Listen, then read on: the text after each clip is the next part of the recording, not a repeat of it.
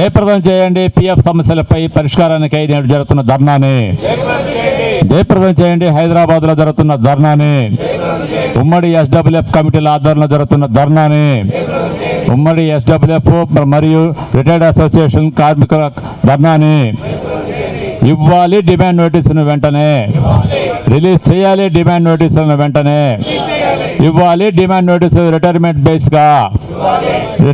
Base తేదీ బేస్గా ఇవ్వాలి. Demand notice retirement తేదీ బేస్గా రద్దు చేయాలి. హయ్యర్ పెన్షన్ దామాషా పద్ధతులు ఇవ్వడాన్ని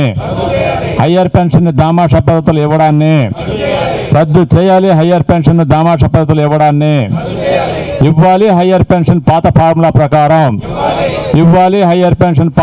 ప్రకారం పరిష్కరించాలి. కేవైసీ సమస్యలను హైదరాబాద్ రీజనల్ ఆఫీస్ వారు కేవైసీ సమస్యలను ఆపాలి. హైదరాబాద్ రీజనల్ ఆఫీస్ వారు రిజెక్ట్ చేయడాన్ని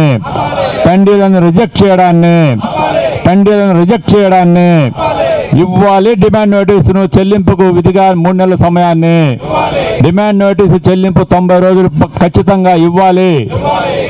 డిమాండ్ నోటీసు ఇచ్చిన తర్వాత డబ్బులు చెల్లించడానికి 90 రోజుల సమయాన్ని ఇవ్వాలి. డిమాండ్ నోటీస్ తర్వాత 90 రోజుల సమయాన్ని ఇవ్వాలి. హయ్యర్ పెన్షన్ సొమ్ము చెల్లించలేని వారికి తిరిగి డిమాండ్ నోటీసులను ఇవ్వాలి.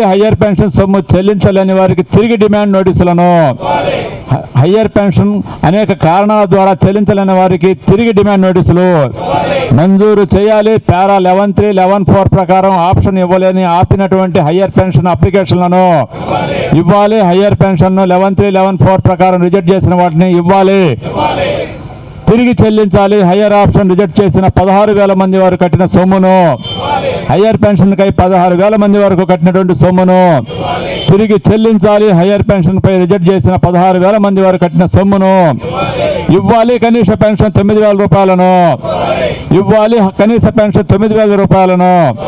ఈపీఎఫ్ వారు కనీస పెన్షన్ 9,000 రూపాయలను సరిచేయాలి. హయ్యర్ పెన్షన్ లెక్కింపులో అవకతవకలను సరిచేయాలి. హయ్యర్ పెన్షన్ లెక్కింపులో అవకతవకలను లెక్కించాలి. హయ్యర్ పెన్షన్కై క్యాజువల్ కాంట్రాక్ట్ పీరియడ్ను లెక్కించాలి. హయ్యర్ పెన్షన్కై క్యాజువల్ కాంట్రాక్ట్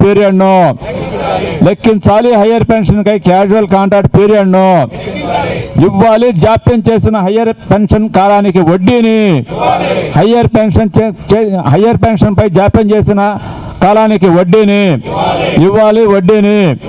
లెక్కించాలి. హయ్యర్ పెన్షన్ చివరి 60 నెలల సగటు జీతాన్ని చివరి 60 నెలల సగటు జీతాన్ని ఇవ్వాలి. డిమాండ్ నోటీస్ సొమ్ము కట్టిన వారికి రసీదును ఇవ్వాలి. డిమాండ్ నోటీస్ కట్టిన వారికి రసీదును విధిగా ఇవ్వాలి. డిమాండ్ నోటీస్ సొమ్ము కట్టిన వారికి రసీదును విధిగా తెలపాలి. డిమాండ్ నోటీస్ వచ్చిన వారికి ఆ సమాచారం ఫోన్ మెసేజ్ ద్వారా డిమాండ్ నోటీస్ వచ్చిన వారికి ఆ సమాచారాన్ని ఫోన్ మెసేజ్ ద్వారా పరిష్కరించాలి. టండీ సమస్యలను సానుకూలంగా జయప్రదం చేయండి. పిఎఫ్ సమస్యల పరిష్కారానికై నేడు జరుగుతున్న ధర్నాను